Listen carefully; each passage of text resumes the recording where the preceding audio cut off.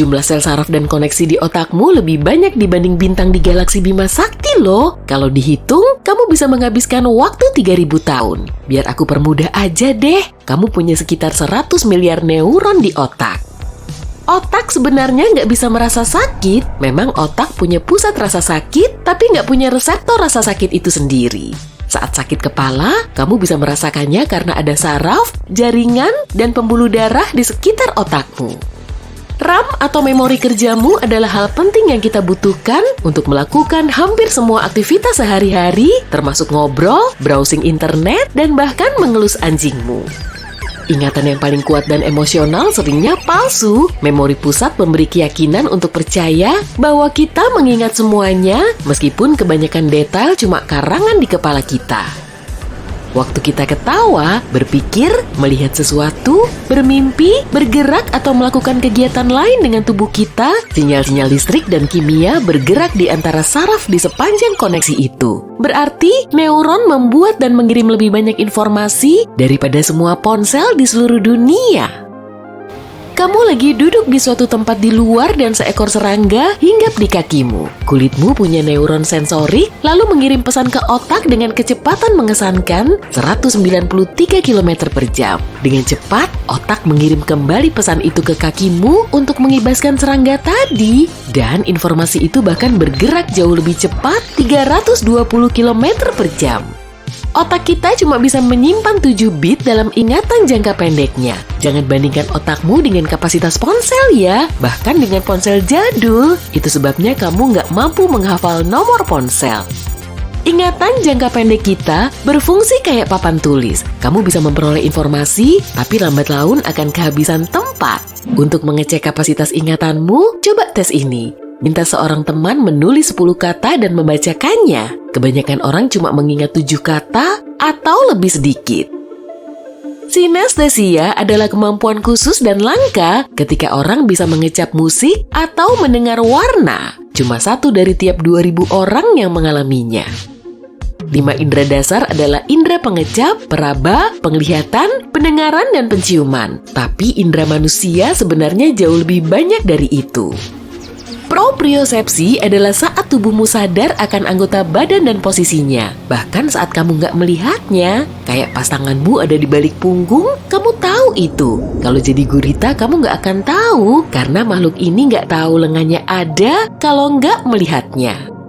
Termosepsi adalah kemampuanmu untuk mengindera suhu. Equilibriosepsi adalah indera keseimbangan. Kamu juga punya nosisepsi, artinya kamu bisa merasakan nyeri. Lalu ada kronosepsi, yaitu saat kamu bisa merasakan waktu berlalu. Di kalangan hewan, bahkan ada jauh lebih banyak lagi indera, tapi manusia nggak punya. Kamu nggak bisa mengingat kenangan secara tersendiri waktu mencoba memikirkan satu detail, misalnya warna kaos yang dipakai temanmu pekan lalu, kamu juga akan teringat detail lain. Misalnya, tempat kamu melihatnya, atau hal-hal yang kamu obrolkan. Hipokampus adalah bagian dari otakmu yang menyimpan ingatan. Hipokampus biasanya mengemas semuanya menjadi satu, termasuk banyak detail kecil. Rata-rata umur kuncup pengecap kita adalah 10 hari. Satu teori menyatakan déjà vu adalah semacam keterlambatan proses otak. Ilmuwan memperkirakan ini bisa terjadi ketika otakmu memindahkan informasi dari satu sisi ke sisi lain dan dalam prosesnya ada penundaan sepersekian detik. Itu artinya otakmu memperoleh informasi yang sama 2 kali dan memprosesnya sebagai kejadian yang pernah terjadi. Ini bisa membentuk ilusi jatuh. Salah satu teorinya adalah ketika kamu tidur, otakmu menganggap otot-ototmu yang rileks sebagai tanda kamu dalam masalah dan tubuhmu benar-benar jatuh. Maka, otak mengirim sinyal ke otot untuk melindungimu dengan menegang. Kamu bisa melihat hidungmu secara fisik, tapi otak memilih untuk mengabaikannya. Kalau enggak, hidung bisa menghalangi pandanganmu. Lagian bakalan jadi nggak fokus juga kan?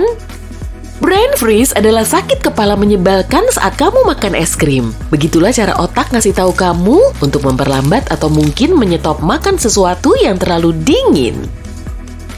Kebanyakan orang butuh 7 menit untuk tertidur. Waktu ini jadi lebih singkat kalau kamu baru saja makan berat. Dulu, orang lebih banyak mengalami mimpi hitam putih daripada sekarang. Itu karena mereka nonton TV hitam putih. Sekitar 12% orang nggak bisa punya mimpi berwarna sekarang ini. Semua ototmu rileks bersamaan tepat setelah kamu tertidur. Otak mengira kamu akan terjatuh dan mengirim sinyal cepat ke seluruh otot untuk membangunkannya. Itu sebabnya kadang rasanya kamu benar-benar mau jatuh. Hypnic jerk adalah sentakan yang bisa kamu rasakan pas tidur. Ini adalah gerakan otot mendadak yang terjadi pada fase tidur non-REM. Kalau kamu tidur, nggak berarti seluruh tubuhmu juga tidur. Faktanya, kadang otakmu harus bekerja lebih keras guna memproses banyak informasi.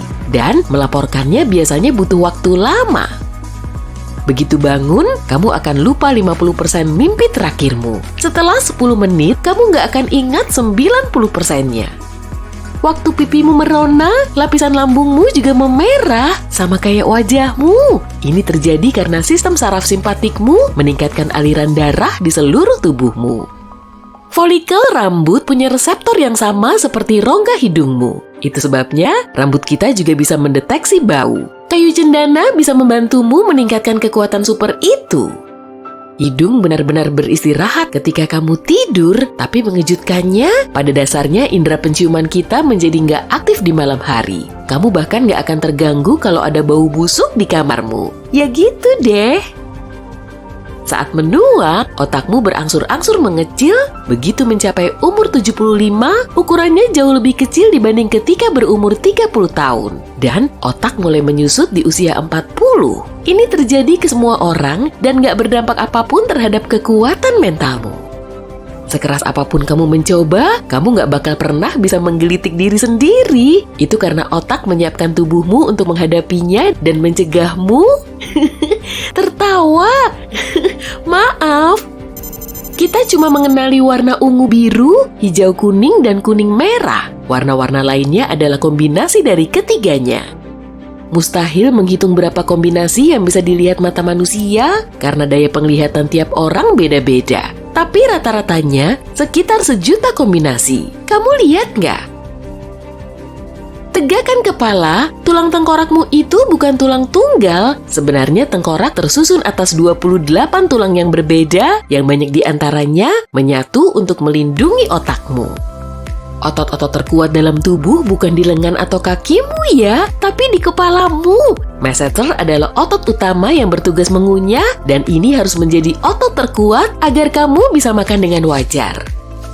Kamu tahu nggak, otot-otot yang bikin kamu bisa menggerakkan daun telinga?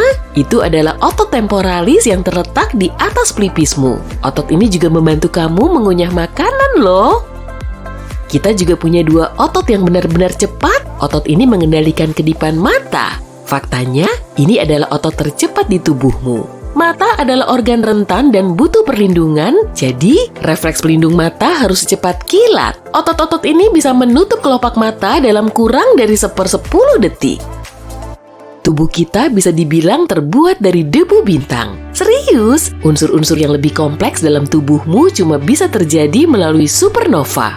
Bintang-bintang awalnya cuma berupa bongkahan gas yang menyatu dan pada titik tertentu memulai proses pembakaran. Ini akhirnya menimbulkan reaksi nuklir di pusatnya.